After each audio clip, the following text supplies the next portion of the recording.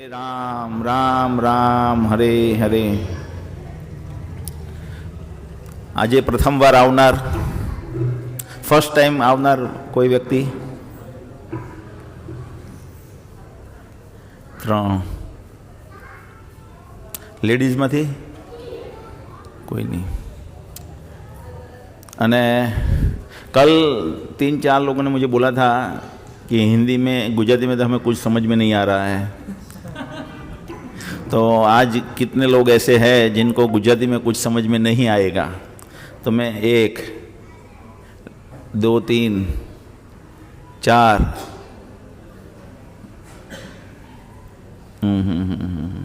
माता जी भी 4 थी कल तो। आज नहीं आई,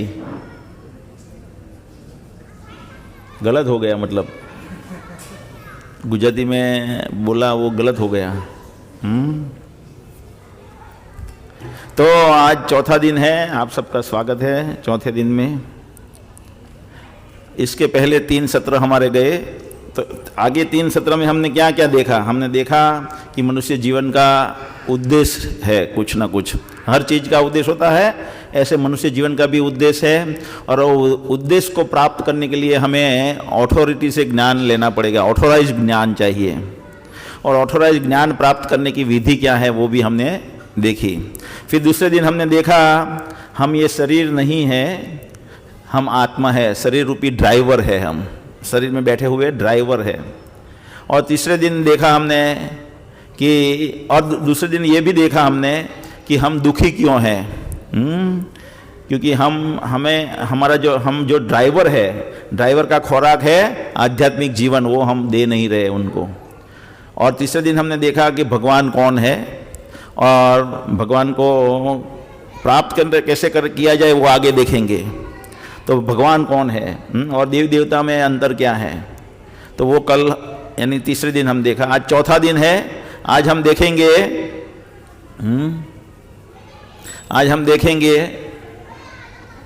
थोड़ा मैंने देखा है वो करे आप जो आने नीचे थी फेरवी ना खाए तो रहे लांबू बस बस मूकी दो मूकी दो मूकी दो मूकी दो। तो आज चौथे दिन हम देखेंगे प्रकृति, काल और कर्म। तो ये भगवत गीता के 5 सब्जेक्ट खत्म हो जाएंगे आज। फिर कल हम देखेंगे कि भगवान के साथ हमारा सनातन संबंध है। जैसे पति पत्नी का संबंध होता है और कभी टूट जाता है तो उसको रिस्थापित करना पड़ता है, वापस स्थापित करने के लिए हमें कुछ ना कुछ आयोजन करना पड़ता है। ऐसे ही भगवान के साथ हमारा संबंध है, वो टूट गया है तो उसको वापस स्थापने के लिए अलग अलग योग पद्धति है। तो कौन से अलग अलग योग है और उसमें सर्वश्रेष्ठ योग पद्धति कौन सी है वो कल हम देखेंगे 5वें दिन। तो आज हम देखेंगे प्रकृति, काल और कर्म। ये भौतिक प्रकृति क्या है, काल क्या है और कर्म क्या है, और कर्म के बंधन से कैसे छूटा जाए, काल के प्रभाव से कैसे बचा जाए, और ये भौतिक प्रकृति में हम कैसे रह सकते हैं, ये देखेंगे आज के सब सब्जेक्ट है भौतिक प्रकृति का मालिक कौन है। ये देखेंगे भौतिक प्रकृति कैसे काम करती है, अच्छे लोगों के साथ बुरा क्यों होता है, कर्म के नियम का प्राथमिक ज्ञान,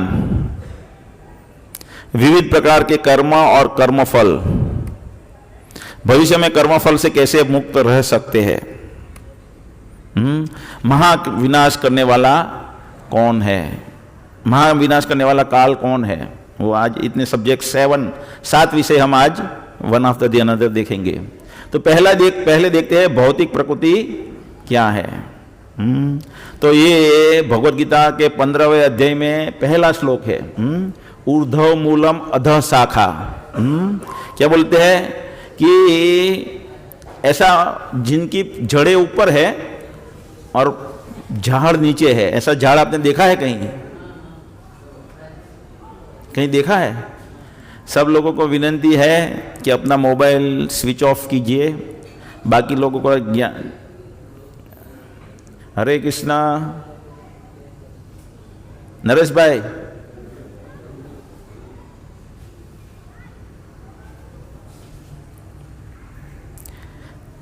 सबका मोबाइल स्विच ऑफ है या साइलेंट पे है? सबका ध्यान जाएगा, टूट जाएगा लिंक। तो ये ऐसा वृक्ष आपने कहीं देखा है क्या? नहीं देखा है। ये है ओरिजिनल वृक्ष। ये परछाई है। तो ये भौतिक जगत है। ये जो ओरिजिनल वृक्ष है उसका पानी तालाब के किनारे जो प्रतिबिंब बनता है पानी में, वो उससे साथ कंपेयर किया गया है। भगवान उसके साथ कंपेयर करते हैं। तो हम देखते हैं कि हमारी बॉडी और आध्यात्मिक जगत में हमारी बॉडी क्या होती है। आध्यात्मिक जगत में जो हमारा शरीर है उसका विकृत शरीर ये भौतिक जगत में है।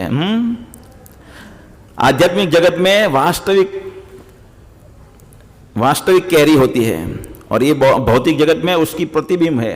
अगर पानी में डूब के कोई ये कैरी खाने के लिए जाएगा तो कैरी प्राप्त होगी क्या? कितना भी मथ ले कैरी मिलने वाली नहीं है। यहाँ कितना भी मथ लेंगे हम सुखी होने वाले नहीं है। उसके लिए ये पानी में से निकल के आध्यात्मिक जगत में यानी भौतिक जगत में से भौतिक प्रकृति, भौतिक जगत यानी भौतिक प्रकृति में से निकल के आध्यात्मिक प्रकृति में जाना पड़ेगा। तो ये भौतिक जगत जो है वो आध्यात्मिक जगत का विकृत प्रतिबिंब है।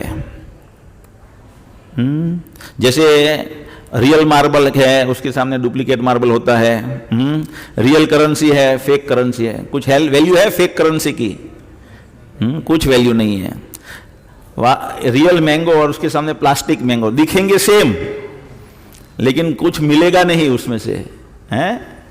तो ये आध्यात्मिक जगत से के एग्जैक्ट डुप्लीकेट कॉपी है। यहाँ कुछ मिलने वाला नहीं है। और आध्यात्मिक जगत में हमारी क्या सुंदरता है और यहाँ की सुंदरता क्या है। तो ये भौतिक जगत है, आध्यात्मिक जगत की कॉपी। और ये जो भगवान के सृजन का चौथा भाग है।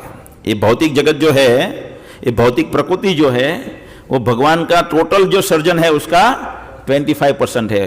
25% यानी ये बहुत सारे जितने भी ग्रह आप देखते हैं वो मिला के एक बॉल बनता है, गोला, जिनको हम ब्रह्मांड बोलते हैं। आज एक पीछे बैठ जाओ ना, यहाँ बैठ जाओ। चलेगा? खराब लगेगा? हाँ, बांधी दो। डिस्टर्ब था है, बहुत डिस्टर्ब था है। ये बंधा है भी नहीं टाइट। બેસી જાઓ ને, કંઈ નાનો છોકરો છે ને। अच्छा यस, અહીંયા બેસી જા દીકરા। आज या तो ठंडी की वजह से हाजिरी कम हो गई या कृष्ण भगवान के विरोधियों की हैं, जैसे हम कल बताया था 3 दिन बराबर बढ़ती गई थी, बाहर तक एंड तक बाहर जा रही थी भीड़।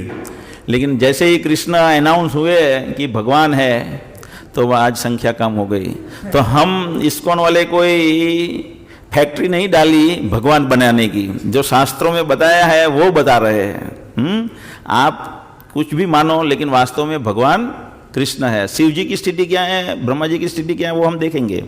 तो भगवान के सृजन का चौथा भाग ये भौतिक प्रकृति। भौतिक प्रकृति की तुलना जेल के साथ की जाती है, जिसमें गुनहगार जीवात्मा को सुधारने का मौका दिया जाता है। हमने भगवान की ईर्ष्या की, हम भगवान के कॉम्पिटिटर बनना चाहते थे भगवान के धाम में, लेकिन हमारे पास खुद की शक्ति नहीं थी, इसलिए भगवान ने हमें यहाँ भेज दिया। लो अपने हिसाब से अभी प्रकृति पे प्रभुत्व जमाओ अपनी ताकत से। तो यहाँ सुधरने का मौका दिया गया है हमें। जैसे जेल में कैदी को क्यों डालते हैं, परमानेंट रखने के लिए डालते हैं या सुधरने के लिए डालते हैं? जब सुधर जाता है तो जल्दी बाहर निकल जाता है। तो ऐसे ही हमें यहाँ सुधरने के लिए रखा हुआ है। जितने जल्दी सुधर जाएंगे उतने जल्दी वहाँ जाएंगे। और वो लोलियम एकमात्र मूल्यम, वहाँ जाने का मूल्य क्या है? मूल्य, किसी भी चीज का मूल्य होता है ना। तो वहां है खाली लालच, मन में तीव्र तमन्ना, तीव्र तमन्ना को लोल्यम बोलते हैं। तीव्र तमन्ना अगर है तो यही जन्म में, अगर कोई 60 साल का भी हो गया, उसको भी तीव्र एक ज्ञान आ गया और तीव्र तमन्ना हो गई वहां जाने की, वो चला जाएगा, भले ही उसकी 1 साल के बाद मृत्यु हो जाए। तो लोलियम। और ये भौतिक प्रकृति क्या करती है? जीवात्मा को ड्रेस प्रदान करती है, अलग अलग 84 lakh species of life, 84 lakh अलग अलग ड्रेस हमने देखे, वो प्रदान करती है। और फिर यहां क्या करती है? बंधन में रखती है। जब तक हम सुधर ना जाए तब तक बांध के रखती है हमें, हमें वास्तविक ज्ञान ना हो जाए तब तक पकड़ के रखती है रस्सी से। तो आत्मा को 3 गुणों से बांधती है। तो वो 3 गुणों कौन से है? पहले ये देखेंगे कि ये भौतिक प्रकृति किसके नीचे काम करती है।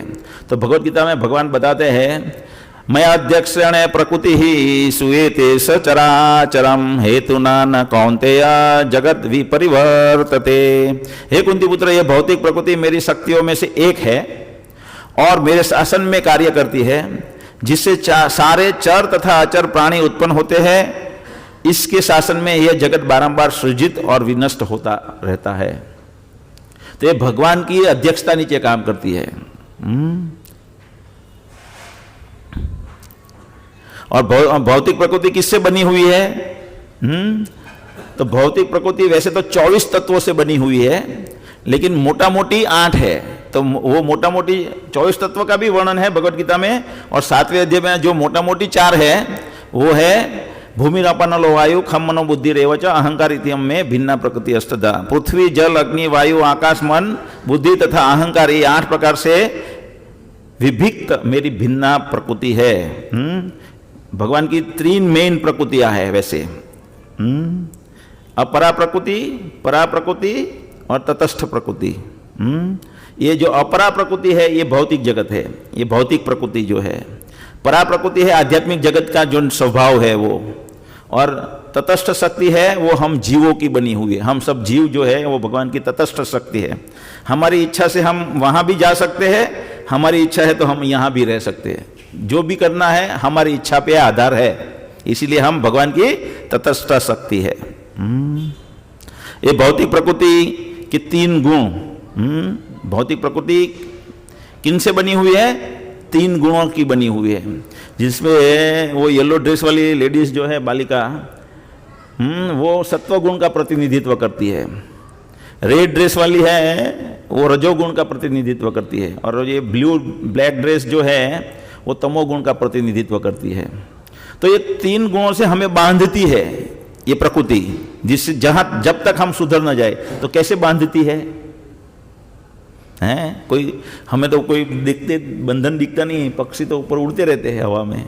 हैं? कुत्ता आज सुबह यहाँ दिखेगा, कल रात को वहाँ दिखेगा। गाय यहाँ दिखेगी, कल रात को सिंधी कैंप में दिखेगी, है ना? तो बंधन है तो वहाँ तक कैसे जा सकती है? तो बंधन तो दिखता नहीं है, फिर भी बंधन है।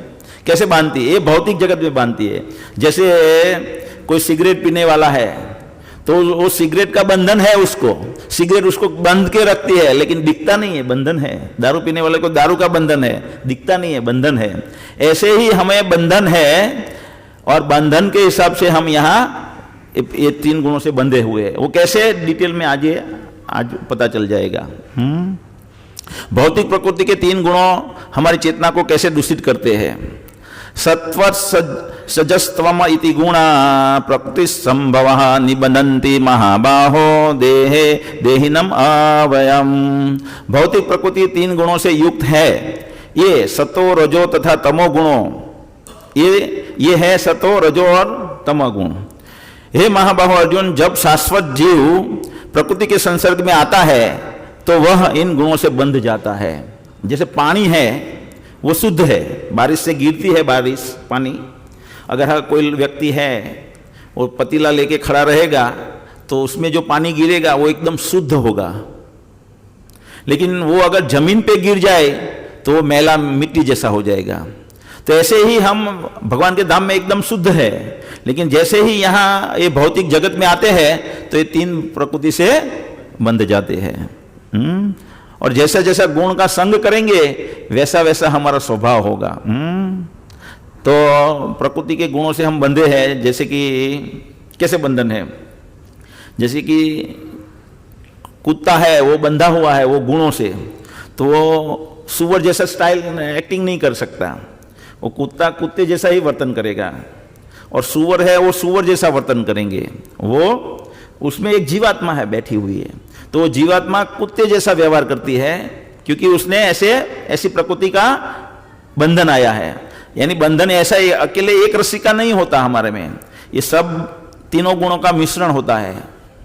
3 गुणिया 3 9, 9 गुणिया 9 81, तो 81 लाख योनि ऐसे बन जाती है मोटा मोटी। 84 लाख योनि कैसे बनती है? 3 गुणों का 3 गुणिया 3 को मिश्रण करेंगे 30% तो 9 हो जाएंगे, और उनको 9 गुणिया 9 वापस मिश्रण करेंगे तो 81 लाख योनि हो जाएगी। तो वो उस हिसाब से हमें अलग अलग शरीर मिलते हैं। भौतिक प्रकृति के 3 गुणों के अनुसार समय, सत्वगुण है, रजोगुण है और तमोगुण है। सत्वगुण कौन सा है? सुबह 3:30 बजे से 9 बजे तक, उस समय आदमी एकदम रिलैक्स अनुभव करता है, योगा कुछ करता है, कोई जिसको योगा में इंटरेस्ट है, कोई एक्सरसाइज करता है। हम भक्त लोग यहाँ हर रोज सुबह माला करते हैं। तो सत्वगुण में आदमी रिलैक्स होता है, थोड़ा बहुत भक्ति करता है, और भक्त सारे बराबर भक्ति करते हैं। उसके बाद 9 बजने को आता है तो रजोगुण धीरे धीरे शुरू हो जाता है, और फिर 9:30 बजे क्या होता है? रजोगुण का प्रभाव बढ़ जाता है। 9:30 से 7 बजे तक दौड़ो दौड़ो दौड़ो। अगर हम दौड़ना नहीं चाहते तो भी पीछे से हॉर्न लगता है, हेलो क्या हुआ, टारगेट टारगेट, मेरा वो काम का क्या हुआ है, तो फिर हमें जबरदस्ती दौड़ना पड़ता है। रजोगुण क्या करती है? हमें दौड़ाती है। फिर है तमोगुण, वो कितने बजे? 7 बजे से शुरू होता है, 7:30 बजे से शुरू होता है 3:30 बजे तक। आदमी उसमें सोता है, दारू पीता है, कुछ न खाने का खाता है, न करने का काम सब वहाँ रात को तमोगुण में होता रहता है। तो ये 3 समय के अनुसार 3 भौतिक प्रकृति के 3 गुणों के अनुसार समय। अभी भौतिक प्रकृति के 3 गुणों के अनुसार मृत्यु। भगवद गीता के 14 अध्याय का ये श्लोक है, ऊर्ध्व गच्छन्ति सत्वस्था। जो सत्वगुण का पालन करते हैं, सत्वगुण का, तो सत्वगुण का पालन करते हैं वो कैसे पता चलेगा, वो आगे देखेंगे अभी। लेकिन जो सत्वगुण जिनमें है वो ऊपर की ओर गति करेंगे, ऊपर की ओर अच्छा अच्छा शरीर मिलते जाएगा, अच्छा अच्छा शरीर मिलते जाएगा। ऊर्ध्व यानी ऊपर। ऊर्ध्व गच्छन्ति सत्वस्था मध्य तिष्ठन्ति राजसा। और जो राजसिक प्रकृति का पालन करते हैं वो यहीं रहेंगे, ये धरती पे। ऐसा फिर जरूरी ये नहीं है कि उनको मनुष्य का ही देह मिलेगा। हो सकता है उनको पशु का भी शरीर यहाँ धरती पे मिल जाए। और जघन्य वृत्ति था अधो गुच्छन्ति तामसा। जो तमोगुण का पालन करते हैं वो पशु योनि में या निम्न ग्रह में चले जाते हैं। जैसे ये देखते हैं हम, on what basis the soul is awarded next body।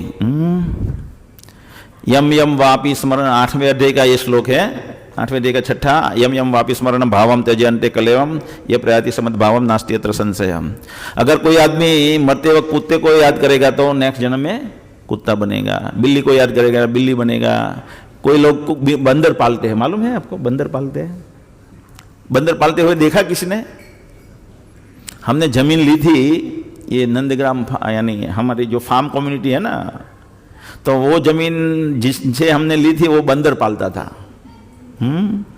तो जब वो मरा तब बंदर को बहुत आसक्ति हो गई थी मालिक से, तो पूरा वो छोड़ नहीं रहा था मालिक को। तो ऐसे हम बंदर को, जिनके पास बंदर होता है तो उनकी आसक्ति बंदर में हो जाती है, तो वो अगले शरीर में जन्म में भगवान के धाम में जाने की बजाय बंदर बन जाते हैं। तो ऐसे ऐसे जिनको जिनको हम याद करेंगे वैसे वैसा शरीर होगा। तो वो कैसे होगा? अपनी इच्छा और अपने अच्छे बुरे कर्म के अनुसार मिलता है। अगर अगर one ignores God's laws and engages in sinful activities with his impure mind and senses, then he glides down to the animal bodies. अगर हम भगवान के नियमों का भंग करते हैं अपनी अशुद्ध मन और इंद्रियों के द्वारा, तो हम ग्रेजुअली धीरे धीरे मनुष्य में से पशु की ओर सरकते जाते हैं, जैसे यहाँ दिखाया गया है। अभी से हम ये काम करते हैं तो अभी मनुष्य रूप में भी हम आधे वही पशु जैसे हो जाते हैं ग्रेजुअली। खाली दिखता नहीं है, जो ज्ञानी है उनको दिखता है। जैसे ये लेडीज सो रही है, सोने की बहुत वृत्ति है, तो धीरे धीरे वो वरु बन जाती है। वरु कहते हैं ना, क्या बोलते हैं हिंदी में, बियर वरु। जैसे आजकल लोगों को बहुत नंगा रहना पसंद है। हम देखते हैं ना, वो डिस्कवरी में एक आता है वाइल्ड एंड न्यूड, तो नेकेड बीच भी होते हैं, तो ऐसा नंगा घूमना बहुत अच्छा लगता है। तो अभी से वो पेड़ है, भगवान उनको ऐसा रहना पसंद है, इसलिए अगले जन्म में पेड़ बना देंगे कि बारिश में खड़े रहो, धूप में खड़े रहो, ठंडी में खड़े रहो, कोई कपड़े बिना, लाज बिना, और सहन करते रहो कष्ट। तो अगले जन्म में वो निश्चित हो जाता है वो पेड़ बनना उनका। फिर कभी वड़ का वृक्ष बन गए तो 5000 साल खड़े रहना पड़ता है। वो जंगल में बन गए तो ठीक है, लेकिन हाईवे के डिवाइडर में बन गए तो बहुत बुरी चीज है। ट्रक का काला धुआं लगता रहता है।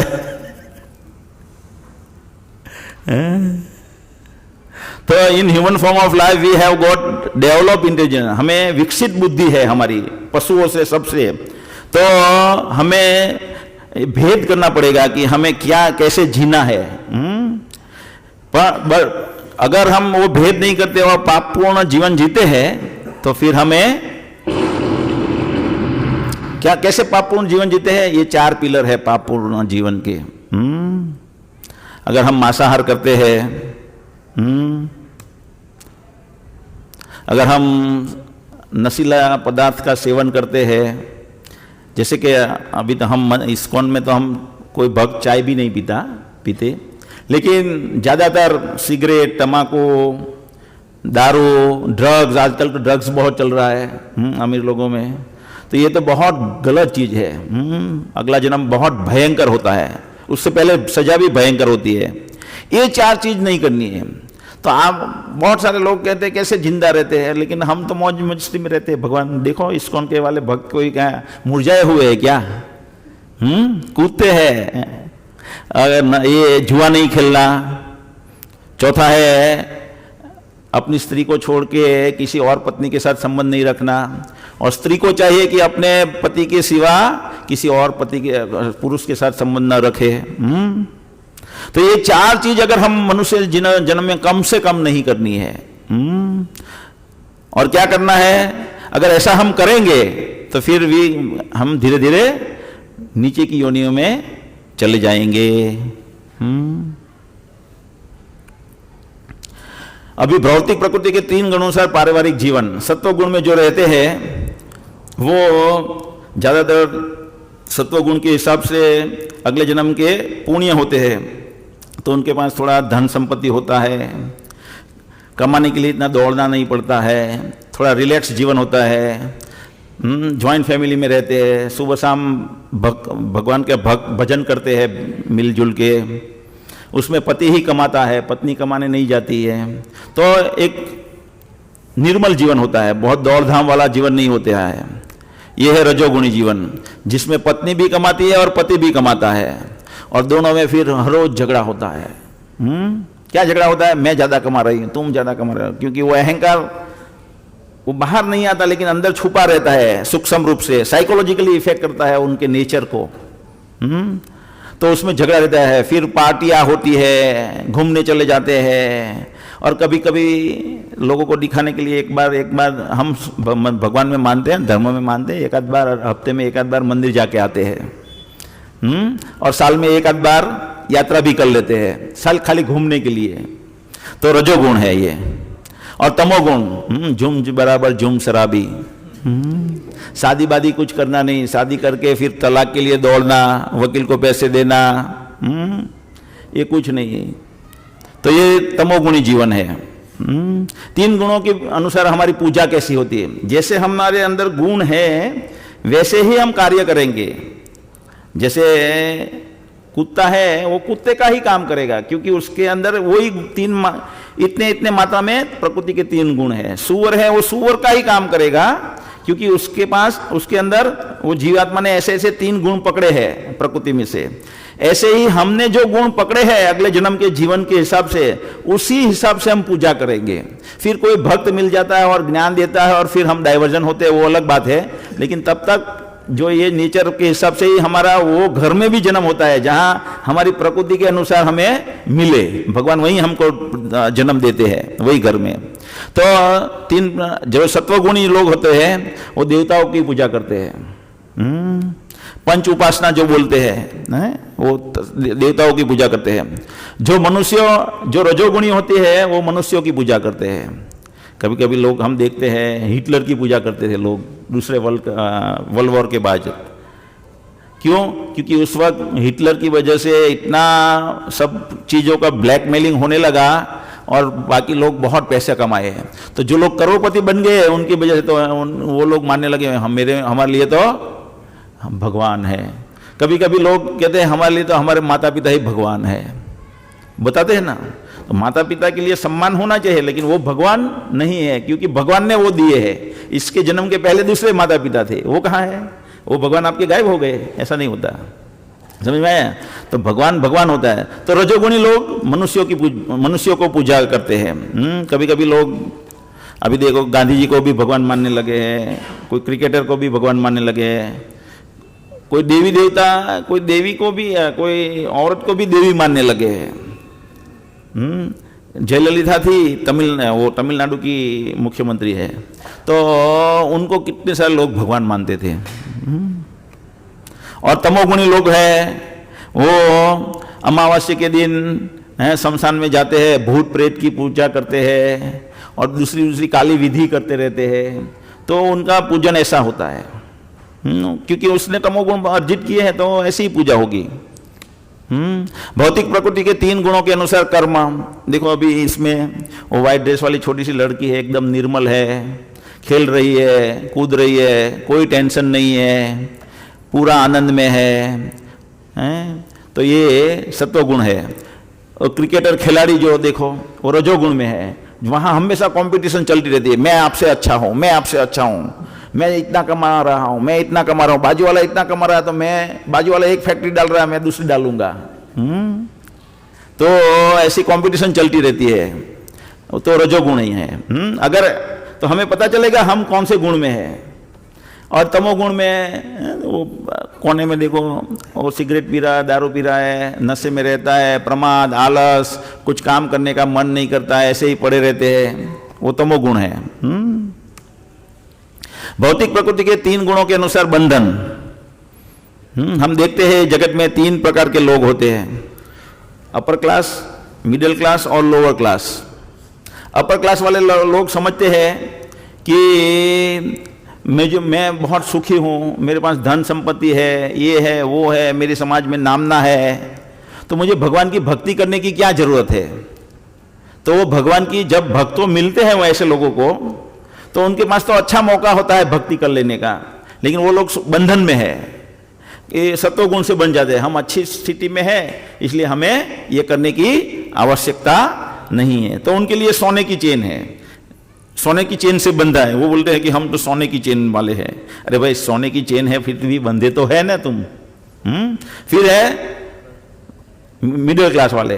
तो मिडिल क्लास वाले हैं कि उनकी इच्छाओं, अनेक इच्छाओं होती है, अनेक इच्छाओं की आपूर्ति की वजह से वो इच्छाओं पूर्ण करने के लिए दौड़ते रहते हैं। मुझे ये कर लेना है, मुझे ये कर लेना है, मुझे डॉक्टर बन लेना है, मेरा नाम कर लेना है, मुझे साइंटिस्ट बन जाना है, मुझे क्रिकेटर बन जाना है। तो ऐसी इच्छाओं की पूर्ति के लिए दौड़ते रहते हैं। और फिर है तमोगुणी। तमोगुणी को कोई ज्ञान ही नहीं होता, मैं कौन हूँ, मैं कहाँ से आया हूँ, ये जगत के साथ मेरा कौन संबंध है। तो तमोगुणी अज्ञानता से बंधे रहते हैं, ये जगत में अज्ञानता से बंधे रहते हैं। अभी तीन प्रकृति के गुणों के अनुसार आहार। अभी जो मिडिल में वहाँ fresh milk and fresh vegetables लिखा है, कोने में थोड़ा दिखता है, मैंने लाया, वो मार्केट नहीं लाया। तो जो सत्वगुणी होते हैं वो फ्रेश वेजिटेबल्स खाते हैं, सीजन्स के अनुसार फ्रेश वेजिटेबल्स, दूध और ऐसी आइटम खाते हैं। अभी आजकल हम भी ऐसा सोचते हैं कि हम फ्रेश वेजिटेबल्स खाते हैं, लेकिन हमारे फ्रेश वेजिटेबल्स कैसे हैं? देखो यहाँ ओमभेट गांव में जाओगे तो वहाँ टिंडोरा पकता है। क्या पकता है? टिंडोरा। ऐसे भिंडी भी पकती है। नासिक में जाओगे, सौराष्ट्र में जाओगे तो बैंगन पकता है। यहाँ जाओगे तो आलू प्याज पकती है। तो वो टिंडोरी पकती है तो 1-2 दिन तो वो लोग तोड़ते रहते हैं उनको, फिर पानी छाट के हरी रखते हैं। फिर ट्रेन आती है या वो जीप आती है, उसमें वो बॉम्बे ले जाते हैं। बॉम्बे ले जाते हैं, फिर वो व्यापारी छोटे छोटे व्यापारी को देते हैं, उसमें 2-3 दिन निकल जाते हैं। फिर वो उनके पास से अलग अलग एरिया है ना बॉम्बे में, वहाँ सब एरिया वाले ले जाते हैं। उसके बाद वो लारी वाला ले जाता है। 4-5 दिन हो जाता है। 4-5 दिन हो जाता है, फिर वो सब्जी ले लो, सब्जी करके बेचने निकलता है। तो वो ऊपर से रस्सी डालती है 500 ग्राम डाल देना, चिट्ठी लिख के, तो वो 500 ग्राम उसमें डाल देती है। फिर वो दूसरे दिन पकाती है सुबह 5 बजे। कितने बजे? 5 बजे 6 बजे पकाती है, और उसका घर वाला दोपहर को 12 बजे 2 बजे खाता है। ये हम फ्रेश खाते हैं। अगर ऐसा खाएंगे हम तो फिर बीमारी होंगे ना, क्या होगा? वो लोग ऐसे प्रमाण में खाते हैं, हम उससे थोड़े और प्रमाण में, छोटे विलेज वाले, छोटे गांव वाले, छोटे शहर वाले तो थोड़ा और निम्न प्रमाण का 3 दिन में खा लेते हैं। वो हमारी आदत है। हमारे तो हम खुद सब्जी पकाते हैं। मैं मेरी सब्जी खुद पकाता हूँ, लेकिन आदत है ना, लेडीज की आदत होती है। तो वो आज लाई है तो वो आज लाई हुई आज नहीं पकाएंगे, वो फ्रिज में रख देंगे। 2 दिन पहले लाई हुई पकाएंगे। तो हर एक सब्जी ऐसे साइकिल में बासी होती रहती है। तो उनको ऐसा नहीं समझ में आता कि चल ये सब्जी आज किसी को दे दूं और ये फ्रेश पकाऊं। पहले के जमाने में ऐसा था, सब खेत में जाते थे, सब्जी तोड़ा दोपहर को 12-1 बजे, अगर सब्जी बनानी है तो 11 बजे तोड़ेंगे और सब्जी बना के खा लेंगे, तुरंत खा लेंगे, फ्रेश, एकदम फ्रेश। फिर दूसरा है रजोगुणी खुराक, तीखा, तमतमता। और फिर उससे क्या होता है, होटलों में खाएंगे, यहाँ खाएंगे, वहाँ खाएंगे, अनेक इच्छाओं, अनेक अलग अलग टेस्ट का स्वाद के लिए हम दौड़ते रहते हैं रजोगुण में, और उससे हम बीमार हो जाते हैं। फिर डॉक्टर को हमारा शरीर काटना पड़ता है ना, कुछ अंग काटने पड़ते हैं, और उसके साथ साथ हमारी जेब भी कटती है। और फिर जो तमोगुणी है वो मांसाहार खाते हैं, कुछ न खाने का सब कुछ चीज तमोगुण वाले खाते रहते हैं। तो ऐसा खुराक है गुणों के अनुसार। प्रकृति के 3 गुणों वाली देवी माया को कैसे जीत सकते हैं? अभी ये 3 गुणों से हम बंधे हैं, तो ये बंधन में से हम कैसे छूट सकते हैं? आपने देखा कि ये 3 बंधन हमें है, वो तो आपको विश्वास हो गया कि बंधन है सबको। हम भी हमारे नेचर के अनुसार बिहेव करते हैं। अगर नेचर के विरुद्ध में मैं आपको कुछ बोलूंगा तो आपको अच्छा नहीं लगेगा। तो ये बंधन है, तो ये बंधन से कैसे छूट सकते हैं? तो भगवान भगवद गीता के 7वें अध्याय में 14वां श्लोक में बताते हैं ये, देवी ही एसाम गुणमयी मम माया दुरत्याय मामेव प्रपद्यन्ते मायाम एताम तरंती मायाम एताम तरंती ते। क्या बताते हैं? प्रकृति के 3 गुणों वाली इस मेरी देवी शक्ति को पार कर पाना कठिन है। ऐसा कठिन है, नामुमकिन है, शब्द तो यहां लिखा है, नामुमकिन है। किंतु जो मेरे शरणागत हो जाते हैं, भगवान बताते हैं, भगवान कृष्ण बताते हैं, जो मुझे शरणागत हो जाते हैं वे सरलता से इसे पार कर जाते हैं। तो जैसे हम किसी के घर में जाते हैं, हमारा फ्रेंड है या वो कुत्ते रखते हैं, तो कुत्ता हमें देख के भौंकने लगा, वाँ वाँ वाँ, लेकिन मालिक बोलेगा टॉमी बैठ जा, मेरा फ्रेंड है, तो फिर टॉमी वो पूछड़ी हिलाते बैठ जाएगा, हमें कुछ काटेगा नहीं। तो ऐसे ही ये जो प्रकृति है भगवान की अध्यक्षता नीचे काम करती है। अगर हम भगवान को शरणागत हो जाते हैं तो वो प्रकृति को बोलेंगे इसको बंधन से मुक्त कर दे, तो हम बंधन से मुक्त हो सकते हैं। अभी ये प्रकृति के बारे में हमने ये संक्षिप्त में देखा, आगे एडवांस कोर्स में और भी देखेंगे, और ये ओवरव्यू कोर्स में और भी देखेंगे, और एडवांस कोर्स में और डिटेल में देखेंगे। अभी हम देखेंगे कर्म। तो कर्म जो है, तो लोग बहुत बार ऐसे बोलते रहते कि अच्छे लोगों के साथ बुरा क्यों होता है। मैंने कुछ गलत नहीं किया मेरे जीवन में, मैं किसी की बुराई नहीं चाहता हूं, मैंने कोई पाप नहीं किए। तो ऐसा बोलते हुए हमने बहुत बार लोगों को सुना है। तो फिर ऐसे लोगों के साथ बुरा क्यों होता है? कर्म का सिद्धांत अच्युत न्याय। अच्युत क्यों कहा गया है यहां? क्योंकि इसमें से हम छटक नहीं सकते, कुछ भी करे छटक नहीं सकते।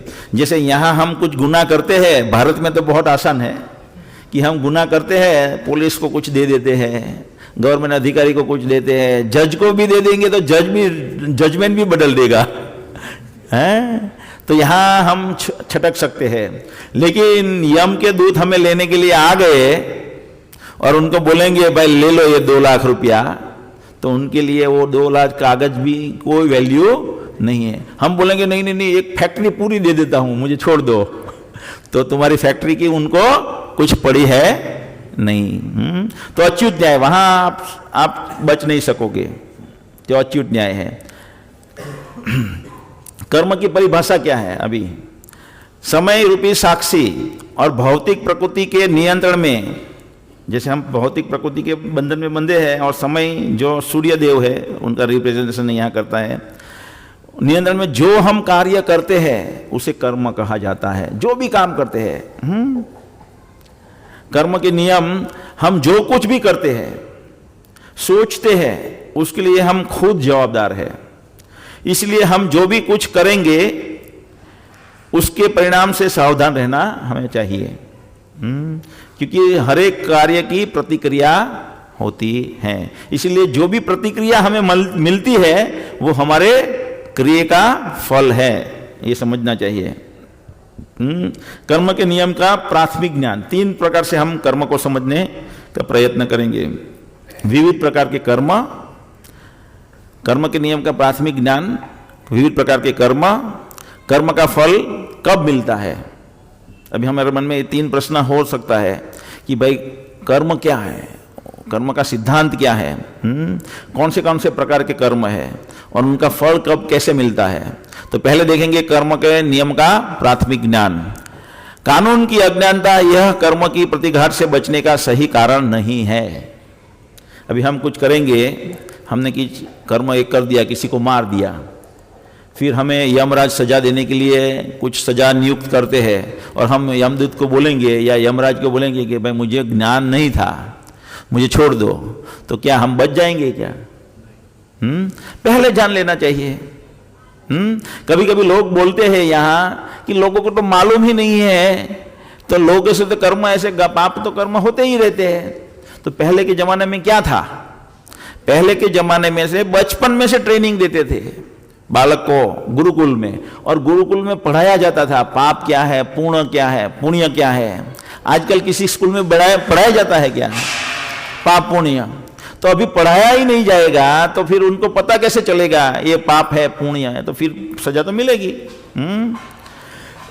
जैसे एसिड में हम हाथ डालेंगे तो हमें ज्ञान नहीं है, तो क्या एसिड हमें जलाएगी नहीं? क्या हमें ज्ञान नहीं है तो ये एसिड ऐसे नहीं सोचेगी कि नहीं नहीं इनको ज्ञान नहीं, छोड़ दो इनको, वो तो रिएक्शन आएगा उसका। तो कानून से बचने के लिए अज्ञानता वो कारण नहीं है, हमें पहले जान लेना। हमें कोई भी बिजनेस करना है तो हमें वो बिजनेस के नियम जान लेना पड़ेगा। हम सोचते हैं कि मैं जीएसटी नहीं भरूंगा, मुझे मालूम ही नहीं था जीएसटी भरना है ऐसा, तो एक दिन जेल में डाल देगी। आज जीएसटी नहीं भरोगे तो क्या होता है, सरकार जेल में डाल देगी। तो कायदा जो कायदे है वो तो हमें पहले जानना पड़ेगा ही। अगर सब कुछ निर्धारित होता है तो फिर कर्म क्यों करना? कई बार लोग ऐसा सोचते हैं कि सब कुछ निर्धारित है। कई बार हम वहां जाते हैं ना, किसी की ऑफिस में, घर में जाते हैं तो लिखा होता है, क्या लिखा होता है? जो हुआ अच्छा हुआ, जो होगा अच्छा होगा। तो हमारा उनसे अनुरोध है कि अगर जो होगा वो अच्छा होगा और जो हो रहा है वो अच्छा है, तो आप अपने बच्चे को स्कूल में क्यों पढ़ने के लिए भेजते हो? जो होगा वो अच्छा होगा, बराबर ना? जो होगा वो अच्छा होगा, तो पढ़ने के लिए क्यों भेजते हो? और आप भी कमाने के लिए क्यों जाते हो ऑफिस में? आराम से घर में बैठ के टीवी ना देखो। भारत किसकी मैच चल रही है अभी? भारत और अफ्रीका की। हाँ, भारत अफ्रीका की मैच देखो घर में बैठ के आराम से टीवी से। कमाने क्यों जाते हो? अगर हमारे घर पे चोरी हो जाती है और हम चोरी हो जाती है और पुलिस को केस लिखवाने जाते हैं कि भाई हमारे घर में चोरी हो गई, और वो बोलेगा कि भगवत गीता का उद्देश्य है जो हुआ अच्छा हुआ, तो आप क्या सोचोगे? हैं? और अगर जो बोल रहा था ना, जिसने ये सूत्र बनाया है, उनको ही हम गोली से उड़ा दे, जो हुआ अच्छा हुआ, चलेगा क्या? नहीं चलेगा। है? और लोग बोलते हैं परिश्रम करने से सब कुछ मिलता है। परिश्रम करो सब कुछ मिलेगा। नहीं, भगवान की कृपा मेन है। हम देखते हैं कि कई सारे लोग खाली साइन करते हैं और करोड़ों रुपया कमाते हैं, और कई लोग धूप ताप में, बारिश में, ठंडी में रात दिन मेहनत करते हैं और उनको 300-500 रुपया मिलता है मजदूर को। क्यों? तो परिश्रम कौन ज्यादा कर रहा है? वो साइन करने वाला, वो तो एसी में बैठ के खाली साइन करता है और हजारों लाखों रुपया कमाता है रोज। और वो मजदूर कितना गर्मी में काम करते हैं तो भी उनको 500-600 रुपया मिलता है। क्यों? क्योंकि उसने पुण्य किया है, जिसको ज्यादा मिल रहा है, और जिसने इतने पुण्य कम किए हैं वो ज्यादा मेहनत करता है, फिर भी उनको मेहनत के अनुसार ही फल मिलता है, उससे ज्यादा नहीं मिलता है। और फिर अगर किसी ने पुण्य किया भी है, अगर पुण्य किया भी है तो उनका फल भगवान नक्की करेंगे कब देना है। भगवान का एक नाम है स्वराट। आगे भागवत देखोगे, पहला स्कंद का पहले अध्याय का दूसरे अध्याय का पहला श्लोक है, पहले अध्याय का, तेने ब्रह्मा आदि कवे नहीं जन्मादि यस्य अतः अतरस्त स्वराट। भगवान पहले स्कंद के पहले अध्याय के पहले श्लोक में है भगवान स्वराट। तो स्वराट यानी पूर्ण स्वतंत्र है, उनको हम बांध नहीं सकते कि आप मुझे अभी कर्म का फल दो। तो भगवान कभी भी फल दे सकते हैं। तो परिश्रम कितना भी करेंगे और हम बोलेंगे नहीं मुझे अभी फल चाहिए, ऐसा नहीं है। भगवान के हाथ में है फल देना। तो वो भगवान की कृपा मेन है। अभी अच्छे हैं और बुरे, कोई लोग सोचते हैं कि मैं अच्छा भी करूंगा बुरा भी करूंगा तो मेरे सब पाप कर्म और पुण्य कर्म 0 हो जाएंगे। तो ऐसा नहीं है भगवत गीता के अनुसार। अगर कोई आदमी किसी को मारता है तो उसे मार देने की सजा मिलेगी, और कोई जीव को बचाता है तो जीव का बचाने का पुण्य फल उसको प्राप्त होगा। दोनों का फल प्राप्त होगा। पुण्य भोगने के लिए भी आना पड़ेगा, पाप भोगने के लिए आना पड़ेगा, दोनों भोगना पड़ेगा। लेकिन वो फल कब मिलेगा वो भगवान नक्की करते हैं। हम इस जन्म में कौन से जन्म का कर्मफल भोग रहे हैं वो भगवान ने एक गिनती की हुई है। वो गिनती के अनुसार हमें अभी पिछले किए हुए कर्म का फल मिल रहा है। तो ये कर्म के जो बंधन है उससे कैसे बचा जाए?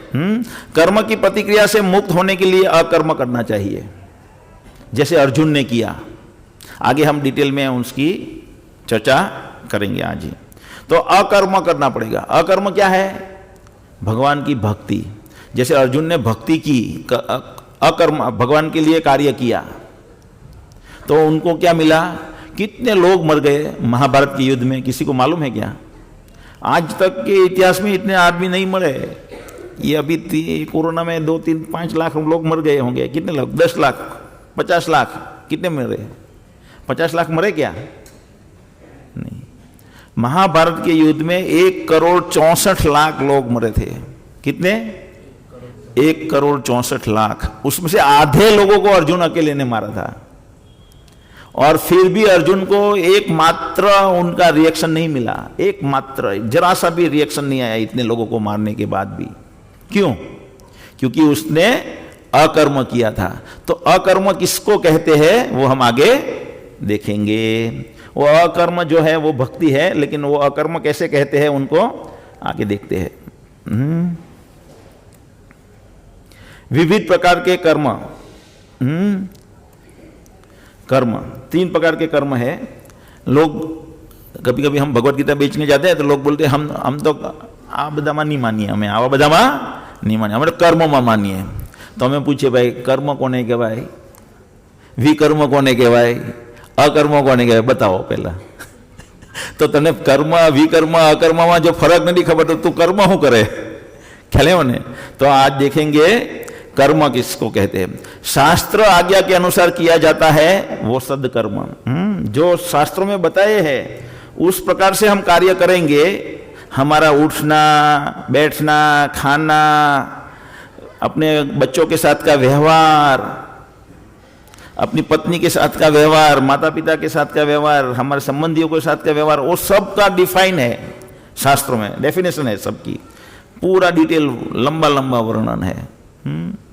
तो उस अनुसार हमारा व्यवहार है। तो वो हमारे कैसे कमाना चाहिए, खेती कैसे करनी चाहिए, व्यवसाय यानी व्यापार कैसे करना चाहिए, वो सब डिफाइन है। अगर हम क्षत्रिय है तो कैसे कार्य करना है, हम अगर ब्राह्मण है तो कैसे करना है, हम शूद्र है तो कैसे कार्य करना है, वो सब डिफाइन है। तो वो शास्त्रों के अंदर जो डिफाइन है उसे कर्म कहते हैं। जो शास्त्रों में डिफाइन नहीं है और हमारी मन में आती है वो विचार से हम कार्य करते हैं, मुझे अच्छा लगता है इसलिए मैं करता हूं, लोग बोलते हैं ना, तो वो भी कर्म हो जाएगा। शास्त्रों में उसकी अनुमोदन है, देखना पड़ेगा। और जिसके लिए व्यक्ति को कुछ भी प्रतिघात भुगतना नहीं पड़ता है वो अकर्म है। तो वो अकर्म कैसे है, जैसे एक व्यक्ति है वो सैनिक है और उसका जनरल उसको बोलता है आतंकवादियों को मार दो, तो वो बहुत सारे आतंकवादी को मार देगा। क्या मिलेगा उसको, इनाम मिलेगा, उसकी वाहवाही होगी। लेकिन फिर वो सैनिक गांव में आता है अपने, फिर अपनी मर्जी से कि पड़ोस वाले को मार देता है, तो वही जनरल उसको सजा दे देगा। तो जब वो उसने पहले जब मारा सैनिकों को तो उसके ऊपर की अथॉरिटी को अनुमति से किया, लेकिन बाद में जो कार्य किया वो अपने मन से किया। कार्य दोनों एक ही है, कार्य दोनों एक ही है, फिर भी उस एक में सजा मिलती है, एक में इनाम मिलता है। तो ऐसे ही हमारा कार्य जो हम अभी कर रहे हैं वो कार्य वही रहेंगे। आगे देखेंगे अभी इसकी डिटेल में डेफिनेशन लास्ट में, क्योंकि उसके साथ थोड़ा और जोड़ना है इसके लिए।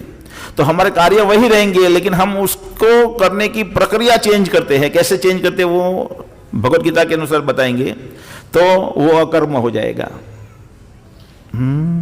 अभी भगवान, हम कभी कभी सुनते हैं कि वर्णाश्रम धर्म क्या है। वर्णाश्रम धर्म था पहले, सनातन धर्म जो बोलते हैं वो एक्चुअली व्यवहारिक रूप में जो सनातन धर्म है, व्यवहारिक रूप में वर्णाश्रम धर्म है।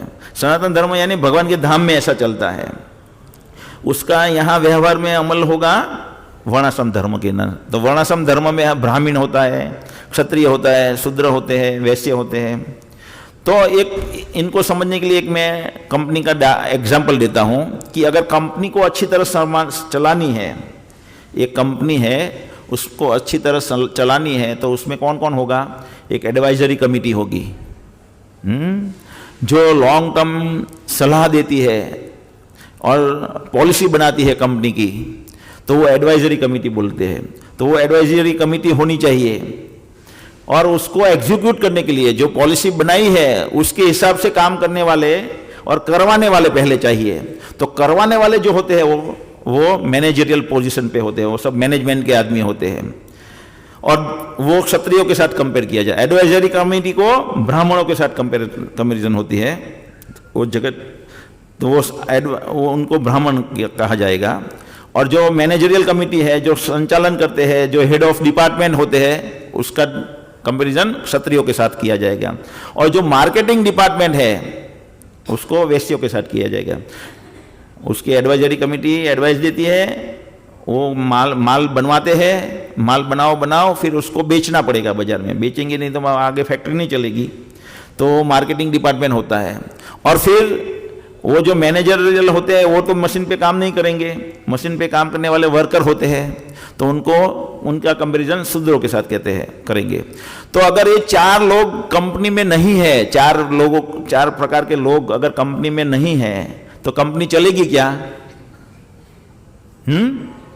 ऐसे ही ये समाज को चलाने के लिए भगवान ने ब्राह्मण, क्षत्रिय, वैश्य और शूद्र बनाए हैं। ये 4 लोग, अगर ये 4 प्रकार के लोग ये जगत में नहीं है तो ये समाज अच्छी तरह से नहीं चल सकता। तो और कलयुग में हमारा सबसे बड़ा दुर्भाग्य है कि अभी कोई ऊपर के 3 प्रकार के लोग है ही नहीं, सब कलो शूद्र संभवात। कोई लोग बोलते हैं हम ब्राह्मण है, हम बोलते हैं हम वैश्य है, पटेल, तो वैश्य हो गए, लेकिन वास्तव में कोई पटेल नहीं है, कोई वैश्य नहीं, कोई क्षत्रिय नहीं है, कोई ब्राह्मण नहीं है, सब लोग शूद्र हो गए। तो अगर सब लोग कारीगर हो जाएंगे तो फिर कंपनी चलने वाली है क्या? नहीं, वो डिपार्टमेंट इसीलिए आज समाज में अफरा तफरी है। क्षत्रिय होने चाहिए, एडमिनिस्ट्रेशन वाले जो हैं वो सब क्षत्रिय होने चाहिए, लेकिन देखो क्षत्रिय कैसे होते थे, युद्ध हुआ तो वयोवृद्ध पितामह भीष्म सबसे आगे है, वडील घर के क्षत्रिय थे, अर्जुन क्षत्रिय था, युद्ध करने सबसे आगे। अभी ये लोग यहाँ ऑफिस में बैठ के निर्णय लेते रहते हैं और बेचारे छोटे मोटे वहाँ सैनिक मर जाते हैं। तो वो क्षत्रिय नहीं है, ब्राह्मण भी नहीं है।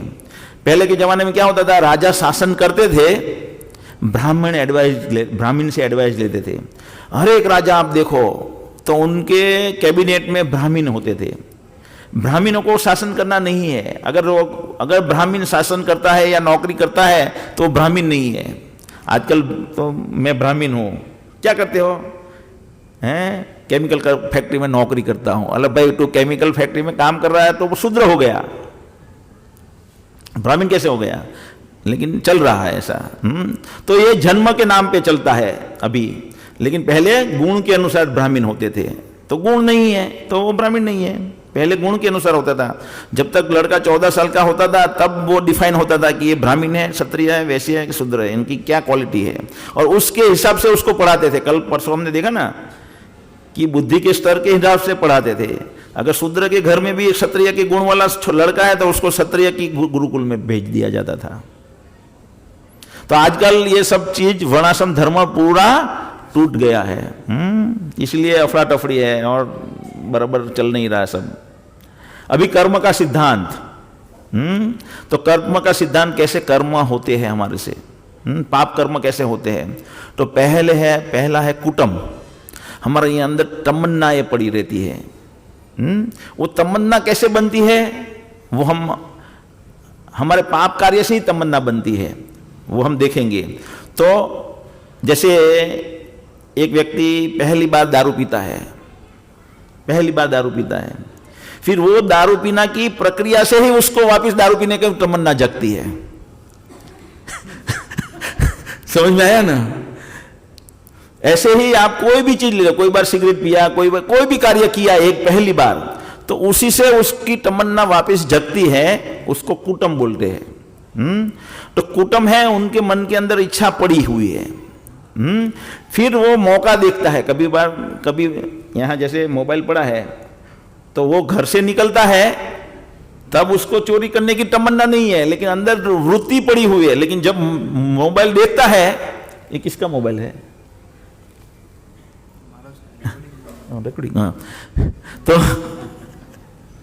तो जब मोबाइल देखता है तो उसको चोरी करने की तमन्ना जग जाती है। तो कभी कभी बैंक के पास से जाते हैं तो बैंक को लूटना है, पहले वहां जाता है तो ये बैंक को लूटा जा सकता है, यहां मुझे मौका है, तो फिर वो प्लान बनाएगा, ये तारीख को हम बैंक लूटेंगे। वो जो निश्चय किया लूटने का उसको बीजम बोलेंगे। फिर वो डेट आती है, उस दिन वो लूटने जाता है तो उसको अप्रारब्ध बोलेंगे, लूट लिया बैंक। और वो प्रारब्ध से अभी बैंक लूट लिया और पकड़ा नहीं जाएगा तो वापिस बीज बन गया कुटुंब कि चोरी किया, करोड़ों रुपया आ गया, मजा मलाई मिल गई, वापिस ऐसा प्लान बना सकते हैं ना। वो इनकम टैक्स वाले बने थे वो कौन से पिक्चर में, अक्षय कुमार बना था, इनकम टैक्स का रेड करता है,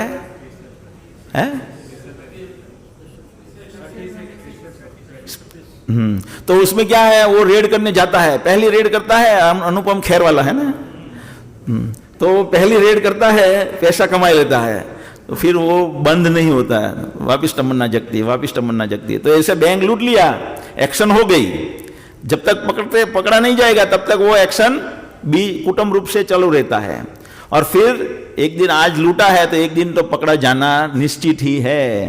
तो जब पकड़ा जाएगा तो प्रारब्ध है, उनको बोलते हैं कर्म का फल मिल गया।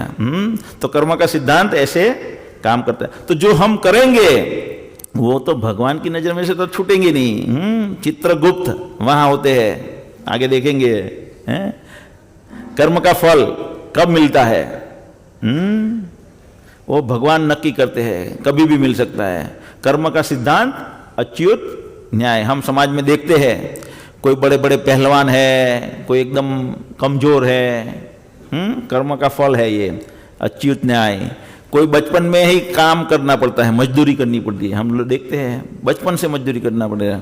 और कोई बचपन में एकदम सोने की चम्मच लेके जन्मता है, अमीर होता है बचपन से ही, उसको कोई काम नहीं। किसी को खाने का फांफा है। कर्म का सिद्धांत अच्युत न्याय। देखो ये कैंसर हो गया, वो मावा वाला एग्जाम्पल होता है, लेकिन ऐसे वास्तव में हम देखेंगे तो ब्रह्म हत्या जो है, ब्रह्म हत्या जो भगवान के भक्त होते हैं ना, उनकी हत्या ब्रह्म हत्या बोलते हैं। तो उनका फल होता है कैंसर, यानी इनक्योरेबल डिजीज जो होते हैं वो उनके फल होता है। तो ऐसे बहुत सारे रोग हो जाते हैं। अभी हम यहाँ मावा खाते हैं, मसाला खाते हैं, तो हम बताते हैं कि भाई मावा नहीं खाना चाहिए, उसकी जीवन जीने के लिए क्या जरूरत है। मावा कोई नहीं खाएगा, पान मसाला नहीं खाएगा तो कोई आदमी मर जाएगा क्या?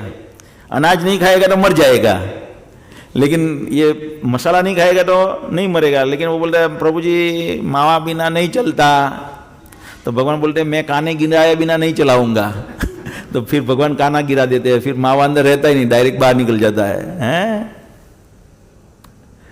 कभी कभी हम देखते हैं कि बहुत सारे बच्चे लोग बचपन में ही मर जाते हैं।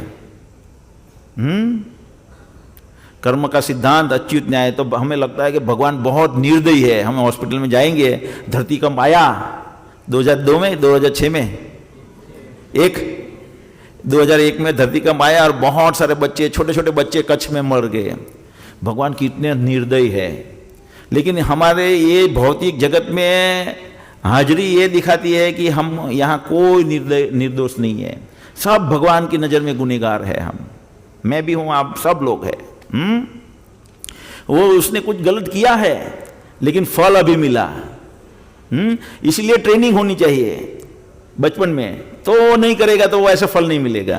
पहले सबको ट्रेनिंग दे तो ऐसा दृश्य ही नहीं बनते थे पहले, अभी दृश्य बन रहे हैं। अभी हम देखते हैं लोग समझते ही नहीं है, मैं बोलता हूँ ना, तो ये समझते नहीं। तो एक बार मैंने एक एग्जाम्पल दिया, मैं बोला 15-20 हज़ार कमाने वाला मजदूर कैसे घर चलाता है, बहुत डिफिकल्ट है घर चलाना। और फिर छाछ, गुड़, घी, जो पौष्टिक आहार है, दूध, ये 4 चीज उनको नहीं मिलती। वो 4 चीज को छोड़ के सब कुछ खाता है। ये 4 चीज, घी, गुड़, छाछ और दूध, ये बहुत महत्वपूर्ण है। और गाय का दूध और महत्वपूर्ण है। अभी 100 रुपये लीटर मिलता है ओरिजिनल, वो भी ओरिजिनल मिलता है कि नहीं मिलता है क्या मालूम, लेकिन 100 रुपया भाव है। तो बेचारा वो जो 15,000 कमाता है वो तो कहाँ खा पाएगा। तो ऐसे लोग अच्छा खा नहीं पाते, खाने का पैसा में कॉम्प्रोमाइज़ करना पड़ता है। और ऐसे लोगों का गवर्नमेंट कुछ वो बनाते हैं ना, घर गांव में क्या आता है, घर आया बोलते हैं ना वो लोग, गांव में होते हैं ना, तो उनको गवर्नमेंट घर देती है, आवास योजना। तो आवास योजना में उनको घर मिलता है। जब वो घर मिलता है तो तलाटी नक्की करता है कि भाई तुमको ये तारीख से घर बनाने का शुरू करना है। लेकिन उससे पहले बोलेगा तुझे 2,000 देना पड़ेगा, 5,000 देना पड़ेगा, तो मैं तेरे को अलॉट करता हूँ। मेरे कारीगर है, मेरे को बताते हैं ऐसा, 5,000 लेते हैं हमारे से। तो बेचारा खाने में कॉम्प्रोमाइज करके जीवन जी रहा है और उससे तुम 5,000 लोगे तो फिर सजा तो मिलेगी ना। वो बेचारा कितना तपते तपते ट्रक वो बाइक चलाता है और पुलिस वाला पकड़ लेता है, हेलमेट लाओ और 300-400 रुपये वो उनको वापस हेलमेट पहनने में रुचि नहीं है। वो पहने या ना पहने, मर जाए तो कुछ बात नहीं, मेरे 300 आने चाहिए। कायदे के पालन का उनको बहुत महत्व नहीं है, पैसे लेने में महत्व है, तो फिर उनको सजा मिलेगी। तो ऐसे बहुत सारे कायदे हैं, कर्म का नियम हम भंग करते हैं तो सजा तो मिलेगी। फिर जब सजा मिल जाती है तो हम सोचते बेचारा भगवान कितने निर्दयी है। अरे भाई, उससे पहले उसने क्या किया है, कितने गाय को मारा है वो तुमको मालूम है क्या? कितने बछड़ों के काट के खा गया है, वो मालूम नहीं है तुम्हें। और तुम बोलते बच्चे निर्दोष है, निर्दोष है। अगर हम जेल में जाएंगे, सरकार कितनी निर्दोष है, कितने बड़े बड़े लोगों को जेल में डाल रखा है, चलेगा क्या? उसने कुछ न कुछ गुनाह किया इसलिए जेल में डालना पड़ा है। सद्दाम हुसैन को जेल में डाल दिया था अमेरिकन वालों ने, इराक में डाल दिया था ना। और कोई सोचेगा ओ इतना बड़ा सद्दाम हुसैन जेल में डाल दिया, लेकिन सद्दाम हुसैन ने एक साथ 36 हजार लोगों को मार डाला था और रण में दफना दिया था। 36 हजार लोगों एक साथ मार के, तो फिर सजा तो सरकार देगी ना। तो अगर भगवान ऐसे सजा कर देते तो हम बोलते भगवान निर्दयी है, भगवान कुछ है नहीं, इतने छोटे लोगों का हाथ पैर काट दिया। अरे हमें पाप कर्म नहीं करने चाहिए, हमें ये शिक्षा लेनी चाहिए इससे। कर्म के सिद्धांत अच्युत न्याय, कोई एकदम कदरूपा है, कोई एकदम सुंदर है, क्यों है? और पुण्य का फल है, सुंदर है। और कद्रूपा क्यों है? पाप का फल है। जन्म ऐश्वर्य सुत श्री भीर यजमान मदह पुमान, आगे बहुत डिटेल है। और 4 प्रकार के नरक का हम एग्जाम्पल देखेंगे। वैसे तो भागवतम में 5वें स्कंद के 26वें अध्याय में कितने प्रकार? 28 प्रकार का नरक का वर्णन है। और ब्रह्म वैवर्त पुराण में 86 प्रकार के नरक का वर्णन है।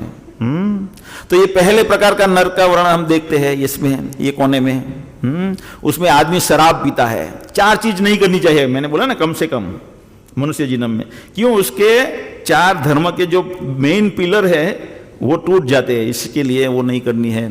तो ये शराब पीता है। तो जब हम शराब पिएंगे तो जितनी मात्रा में हमने शराब पी है उतनी मात्रा में हमें पिघला हुआ लोहा पिलाया जाएगा। खाली 15-20 साल का सवाल है। कितने साल का सवाल है? आज मैं 50 का हूं और 70 में मरने वाला हूं, 70 में, तो 20 साल दारू पी पाऊंगा। फिर 20 साल के बाद क्या पीऊंगा? पिघला हुआ लोहा पिलाया जाएगा मुझे। और यहां अगर वो पिघला हुआ लोहा डालेंगे ना तो यहां से निकल जाएगा। देखा है पिघला हुआ लोहा? किसी ने देखा है? मैंने देखा है। मैं तो स्टील इंडस्ट्री में से आया हूं ना, टाटा में काम करता था, टाटा में प्रोडक्शन मैनेजर था। तो जमशेदपुर हम जाते थे तो बड़े बड़े प्लांट होते थे। ये पीछे कौन सा है हाइट, कौन सी हाइट? प्रिंस हाइट 5 मिला दे उतनी बड़ी तो फर्नेस होती है। और उसके बाजू में आधी प्रिंस हाइट वाले फर्नेस होती है 5-6, और कंटिन्यूस मेल्टिंग होता रहता है और लोहा नीचे गिरता रहता है। तो वो पिघला हुआ लोहा अंदर आदमी डाल दिया ना तो उसका एक भी अस्तित्व नहीं रहेगा, कुछ अस्थि भी नहीं मिलेगी। तो ये ऐसे तो हम वहाँ कैसे लोहा पिलाएंगे? जबरदस्ती यम के दूध पिलाएंगे। और वो यातना वाला शरीर होता है, वो मरता नहीं है, कभी बेभान भी नहीं होता है, वो सहन करना पड़ता है उसमें। तो दारू पीने से ये होता है। अगर कोई अनैतिक संबंध बना देता है, अपनी पत्नी को छोड़ के किसी और पत्नी के साथ, स्त्री के साथ संबंध बना लिया, या और स्त्री ने पुरुष के साथ बना लिया, तो वहाँ वही पुरुष का वो स्तंभ बनाया जाएगा, वो पुरुष रूप का या स्त्री रूप का स्तंभ बनाया जाएगा, पूरा लोहे लाल लाल गरम किया हुआ, और उससे जबरदस्ती आलिंगन करवाएंगे बांध के यम के दूत। अगर हमने यहाँ मछली खाई है, ये मुर्गी खाई है, तो हमें भी ऐसे तेल के तवे में, बड़े बड़े तवे होते हैं नुलसी कुई के मैदान जैसे और उसमें डालते हैं, उठा के डालते हैं। जैसे बाहर निकलते थे ऊपर उड़ते रहते हैं, यम के दूत भाले से मार के अंदर डुबो देते हैं। और अगर हमने यहाँ लूटफाट की है तो वहाँ बड़े सांची जैसे वो साधन होते हैं, उससे आटे निकालते हैं, और आदमी मरता नहीं है। यातना शरीर है। यातना शरीर यानी, मैंने एक एग्जाम्पल दूंगा। अगर एक छोटे बच्चे को मैं एक जोर से लकड़ी मारूं और एक जंगल के गेंडे को एक लकड़ी मारूं, दोनों तो जीव है ना, तो किसको लगेगी? बच्चे को लगेगी। गेंडे को कुछ लगेगा? नहीं लगेगा। तो बच्चे के शरीर को ज्यादा यातना अनुभव होता है। ऐसे ही यहां एक झापट मारने से जो अनुभव होता है, तो वहां ऐसा शरीर मिलता है उसी आदमी को कि 100 झापट का ताकत वाला सहन करना पड़े। एक झापट 100 के बराबर हो जाती है वहां। तो ऐसे शरीर यातना, उससे ऐसे शरीर को यातना शरीर बोलते हैं। नरक में स्पेशली ऐसा शरीर दिया जाता है। तो कम से कम 4 चीज नहीं करनी है। क्या 4 चीज नहीं करनी है? शराब पीने से क्या होता है? क्या भंग होता है? तपश्चर्या का भंग होता है। नशीला पदार्थ लेने से तपश्चर्या का जो पिलर है धर्म का, वो भंग हो जाता है। अनैतिक संबंध बनाने से पवित्रता का पिलर है धर्म का, वो भंग हो जाता है। और मांसाहार खाने से दया का जो पिलर है धर्म का, वो भंग हो जाता है। और लूटफाट मिलने से, लूटफाट करने, जुआ खेलने से क्या हो जाता है? सत्यता, पवित्र सत्यता, उसका पिलर भंग होता है। कर्म का सिद्धांत, अच्युत न्याय, ऐसे बहुत प्रकार के नरक का वर्णन है। तो ये मैं अभी आगे नहीं जा रहा हूं। अभी हम कैसे इन कर्मों के बंधन से मुक्त हो सके, अभी आप लोग आए, डर मत जाइए। ऐसे परीक्षित महाराज भी डर गए थे। परीक्षित महाराज भी डर गए थे कि ऐसे सजा अगर जीव आत्मा भोगेगा तो बेचारे लोगों की क्या हालत होगी। तो परीक्षित राजा पूछते हैं सुखदेव गोस्वामी को कि लोग, जब नरक का वर्णन हुआ ना 5वें स्कंध में, तो वो पूछते कि इनसे बचा कैसे जाए। तो बताते हैं प्रायश्चित। तो परीक्षित महाराज बताते हैं प्रायश्चित बराबर नहीं है, क्योंकि प्रायश्चित करेगा वापस लोग वो तो पाप करेगा। तो वो पाप कैसे ना करे, कुटम कैसे निकल जाए। आगे देखा ना, कुटम इच्छा, वो क्या है। तो वो, और भगवान भगवत गीता में बताते हैं, वो सेम चीज बताते हैं। क्या बताते हैं? सर्वधर्मन परित्यज्य माम एकम शरणं व्रज अहम त्वं सर्व पापेभ्यो मोक्षयिष्यामि मा शुचः।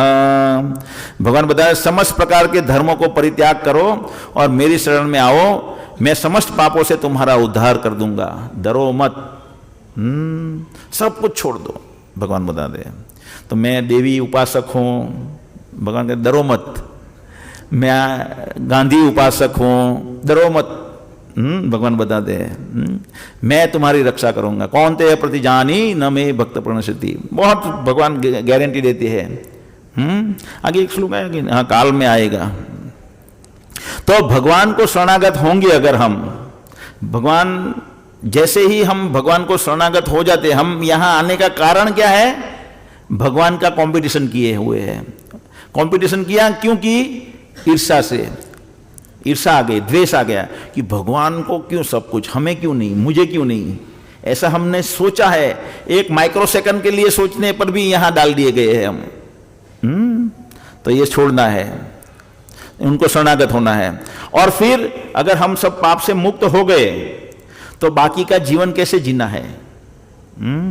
तो बताते हैं, ये तीसरे अध्याय का 9वां श्लोक है, यज्ञार्थ कर्मण्यन्यत्र लोकोयम कर्म बंधनः तदर्थम कर्म कौन्तेय मुक्त संग समाचरा। श्री विष्णु के लिए यज्ञ रूप में कर्म करना चाहिए, अन्यथा कर्म के द्वारा इस भौतिक जगत में बंधन उत्पन्न होता है। अतः हे कुंती पुत्र, उनकी प्रसन्नता के लिए अपने नियत कर्म करो, इससे तुम्हारे बंधन से सदा मुक्त, इससे तुम कर्म के बंधन से सदा के लिए मुक्त रहोगे। तो हम जो भी कार्य करते हैं वो करना है, लेकिन अभी हमने हमारा जीवन का उद्देश्य क्या है? हमारी संतुष्टि के लिए हम जी रहे हैं, हमें भोगना है। अभी हमें उद्देश्य खाली चेंज कर देना है। क्या उद्देश्य चेंज करना है? कि हम ये जीवन का उपयोग भगवान के धाम में जाने के लिए करेंगे। ये जीवन का उपयोग क्योंकि ये जगत क्यों बनाया है? जेल में क्यों डालते हैं? कैदी को सुधारने के लिए। अगर जब हम सुधारने के लिए तैयार हो गए तो फिर सुप्रिंटेंडेंट हमें सजा क्यों करेगा? समझ में आया ना? तो जैसे ही हम भगवान को प्राप्त करने के लिए जीवन बनाते हैं तो फिर कुछ भी करेंगे तो कर्म बंधन नहीं होगा। कुछ भी यानी दारू बेचना नहीं है, कुछ भी यानी शास्त्रों में जो बताया है वो करना है। ख्याल है ना, जो शास्त्रों में बताया हुआ है वो करना है, तो वो हम कुछ भी करेंगे उससे बंधन नहीं होगा। तो ऐसे हमें जीना है। ये जो है ये वहां तो भगवान ने, कृष्ण थे, उनको गाइडलाइन दी थी, लेकिन यहां भगवान हमें भगवद गीता के रूप में गाइडलाइन मिल रही है। अभी काल क्या है हम देखेंगे। अभी क्या क्या देखा, प्रकृति और कर्म। काल जो समय है, जो सूर्य हम देखते हैं वो काल का प्रतिनिधित्व है। ये जो काल है बहुत शक्तिशाली है, बहुत शक्तिशाली है। जो भी चीज यहां जगत में हम देखते हैं वो नाश होती है, या ये माइक ऐसे ही पड़ा पड़ा हम बोलते हवा की कोरोजन हो गया, रिएक्शन आया, ये हुआ वो हुआ, लेकिन एक्चुअल क्या है, काल का प्रभाव है। क्या है, काल का प्रभाव। तो ये उसका प्रतिनिधित्व सूर्य करता है, काल का प्रतिनिधित्व, और वो सूर्य का प्रतिनिधित्व हमारे घड़ी करती है। और हर रोज हम देखते हैं, फिर दुर्भाग्य यह है कि हम उसके बारे में जागृत नहीं है, हमें उसकी कुछ पड़ी नहीं है। चाणक्य पंडित बताते हैं कि एक क्षण भी चला गया ये मनुष्य जीवन का, उसके लिए क्या श्लोक है, नहीं वो श्लोक क्या है, तो उसके लिए हम करोड़ों सोना मोहर बहा दे, फिर भी वो क्षण वापिस आने वाला नहीं है। तो ये इतना कीमती समय है मनुष्य जीवन में। पशु जीवन में तो कॉमन है, एक पशु से दूसरे पशु में चलेंगे, दूसरे में तीसरे चलेंगे, कोई फर्क नहीं पड़ता। लेकिन मनुष्य जीवन में उत्तम कार्य करना है, यहाँ से निकल के भगवान के धाम में जाना है, तो उसके लिए हमें समय नहीं बिगाड़ना है। काल भौतिक जगत का सबसे बड़ा शक्तिशाली विनाशकारी, प्रकृति के सभी परिवर्तन का कारण। 6 परिवर्तन हमारे में होते हैं ना, हमने कल परसों देखा। क्या होता है, हमारा जन्म होता है, फिर हम वृद्धि पाते हैं, फिर हम स्थिर रहते हैं 16 साल से 30 साल तक, फिर आड़ पैदाश उत्पन्न करते हैं, क्षीण हो जाते हैं और नाश हो जाते हैं। श्री कृष्ण की शक्ति है ये काल जो है, ये दुर्गा देवी है। देवी ही ऐसा गुणमयी मम माया दुरत्याय। तो ये दुर्गा देवी यानी माया देवी, जो दुर्गा देवी ही है वो बाद में देखेंगे, अभी बोल दिया मैंने। वो जो माया देवी है वो भी भगवान की एक शक्ति है, और यहाँ काल भी भगवान की शक्ति है। तो भगवान की शक्ति कोई लल्लू पंजू नहीं होती है हमारी शक्ति जैसी, उनको बीट करना नामुमकिन है। ये भौतिक जगत में हमारे कोई भी, और बड़े बड़े असुर भी बीट नहीं कर सकते उनको। वैसे असुर देवता से ज्यादा शक्तिशाली होते हैं, लेकिन ये जो स्पेशल शक्ति वाले भगवान की जो शक्तियां हैं उनको बीट नहीं कर सकते। श्री कृष्ण की शक्ति है, भगवान भगवद गीता में बताते हैं ये।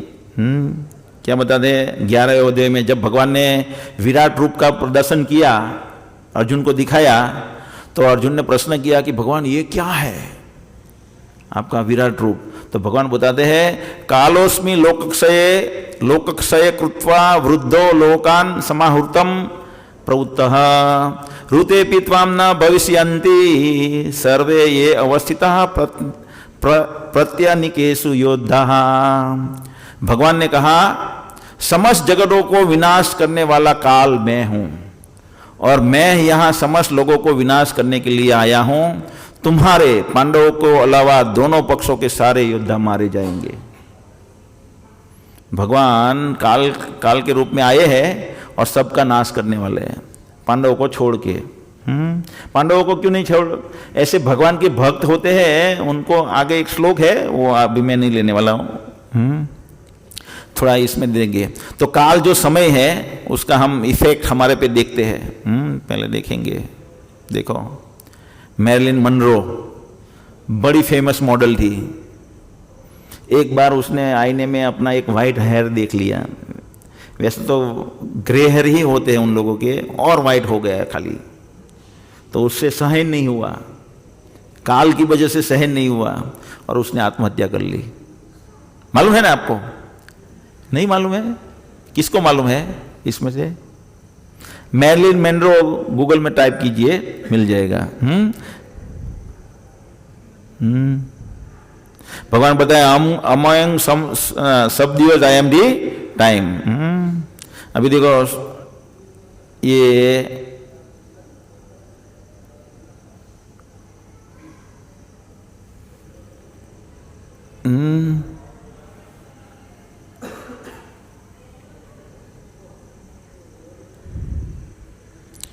अभी ये मोहम्मद अली थे, I am the greatest, I am the greatest बोलता था, बताता है ना, वो तो सबको मालूम होगा। माइक टायसन को एक बार हरा दिया। माइक टायसन का जमाना था 2 मिनट में नॉकआउट करता था, 2 मिनट में किसी को भी, बिलियंस ऑफ रुपीज 2 मिनट में कमाता था। 1995 से 2004 तक 9 साल उसका दबदबा रहा हैवी वेट फाइटिंग में। उसको एक बार इसने हरा दिया, मोहम्मद अली ने। फिर वो हराता गया माइक टायसन को और बताता है I am the greatest, I am the greatest. अभी क्या है उसकी हालत? अभी हालत क्या है? पार्किंसन डिसीज हो गया उसको। अभी चाय का कप नहीं पकड़ता हाथ में, हाथ ध्रुजता है ऐसा। तो ये समय काल का प्रभाव है।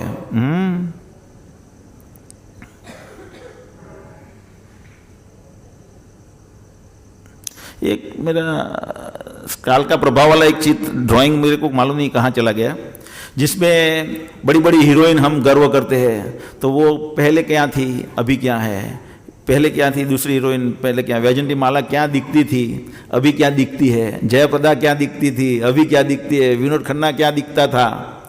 अभी तो हम देखने को भी पसंद नहीं करते, ऐसे दिखते हैं लोग। तो ये क्या हो रहा है, किससे हो रहा है? काल के प्रभाव से हो रहा है। तो ये काल के प्रभाव से कैसे बचा जाएगा? अकर्म करने से। भगवान बताते हैं अकर्म करना है। अकर्म कैसे करेंगे? जैसे हम देखते हैं कि अर्जुन ने अकर्म किया। भगवान यज्ञार्थे कर्मण्यत्र लोकोयम कर्म बंधन तदर्थ कर्म कौनते मुक्त संगा समाचरः, कि भगवान की प्रसन्नता के लिए अगर हम कार्य करेंगे तो ये जगत में हम बंधन से मुक्त रहेंगे। तो अर्जुन ने ये किया, भगवान की प्रसन्नता के लिए। पहले युद्ध नहीं करना चाहता था, फिर युद्ध किया भगवान की प्रसन्नता के लिए। तो उसको फोटो कहाँ आ गया? भगवान के साथ आ गया ना। कहाँ गया? यहाँ भगवत गीता था, ये भगवान है कृष्ण और उसके बाजू में अर्जुन है। ये फोटो फट जाता है तो हम ऐसे साफ करके वापस चिपका देते हैं और बड़ी संभाल के रखते हैं। और फट जाता है तो इसमें प्रेम से पानी में बहा देते हैं। करते हैं कि नहीं? हम लोग भी हमारा फोटो बड़े लोगों के साथ आ जाए उसके लिए मेहनत करते हैं, बहुत मेहनत करते हैं ना, हैं? और फिर लोगों को दिखाते हैं, देखो देखो देखो मेरे पेपर में फोटो आ गया, मेरा पेपर में फोटो आ गया। लेकिन दूसरे दिन कहाँ होता है? भज्जे वाले की लारी पे। तीसरे दिन कहाँ होता है? वो भज्जे वाले की लारी के साथ कचरा पेटी में। तो हमारा फोटो अगर ऐसा हम फोटो गिराएंगे तो वो कुछ काम का नहीं। हमें क्या करना है? यज्ञार्थ कर्मण्यो अन्यत्र लोकोयम कर्म बंधन, ऐसे फोटो गिराना है भगवान के साथ। कहाँ, कब हमारा फोटो गिरेगा भगवान के साथ? जब हम भगवान के धाम में जाएंगे। हम हमारा जीवन का उद्देश्य चेंज करेंगे। बस जो जी रहे, जो खा रहे, जो भी कर रहे हैं, हम अभी क्या है कि अभी मेरे पास 5 लाख रुपया आ जाए। मैं भी छोटा था, मैं भी थोड़ा कम कमाता था, तब मेरे को ये कपड़े पहनने की बहुत तमन्ना थी। 25,000 आ जाए ना, तो इस साल 25,000 के कपड़े लेने हैं। तब तो बहुत 25,000 की वैल्यू थी। तो 2000 में मेरी ये तमन्ना हुआ करती थी, 1999 कि 25,000 का इस दिवाली पे 25,000 के कपड़े लेने हैं, आ जाए तो हमने भी, आप लोगों की भी यही तमन्ना होगी कि ये आ जाए तो आज यूरोप की टूर मारूंगा। तो तमन्ना खाली चेंज करनी है। क्या बनाने हैं कि अभी मुझे जो जीना है वो भगवान के प्राप्त करने के लिए जीना है। तो उसके लिए जीना है तो फिर ये शरीर को भी मेरे को सही रखना पड़ेगा, जीना पड़ेगा ना। तो उसके लिए फिर कमाना पड़ेगा, फिर हमारे बच्चे लड़के हैं, फिर हमारी बीवी है, उनको संभालना पड़ेगा, तो उनके लिए भी कमाना पड़ेगा। तो वो अच्छी तरह से करना है, लेकिन केंद्र खाली चेंज करनी है, बिंदु चेंज करना है। हरे कृष्णा। तो आज क्या हमने देखा, वो ये हमने भौतिक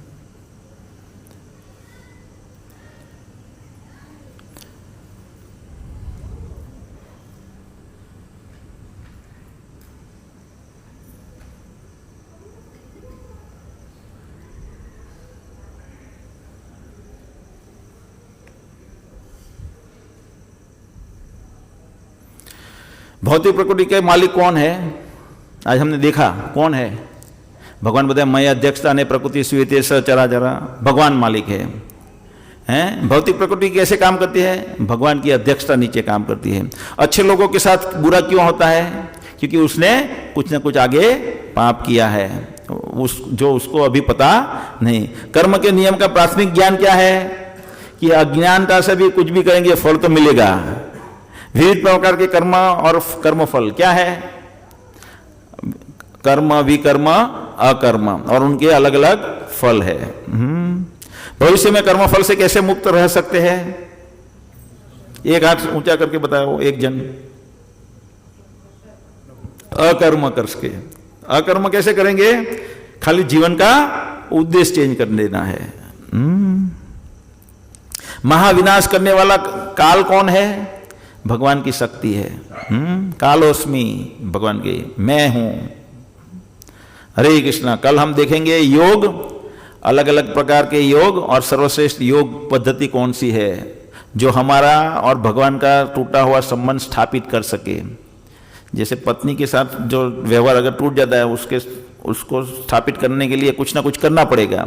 ऐसे ही भगवान के साथ अभी संबंध टूट गया है, अभी प्रेम नहीं है। मैं बताया इतना, लेकिन प्रेम थोड़ी हो जग गया है आपके मन में, आपको तो खाली मालूम हुआ, अभी प्रेम तो लगना पड़ेगा ना। जैसे पत्नी के साथ हमारा प्रेम नहीं होता, लेकिन हर रोज साथ में रहते हैं तो धीरे धीरे धीरे धीरे प्रेम बढ़ जाता है, बन जाता है। फिर उसको कुछ होता है तो हमें तुरंत दर्द होने लगता है, तो वो प्रेम है। तो अभी खाली सुना है, अभी प्रेम कैसे होगा कल देखेंगे। हरे कृष्णा।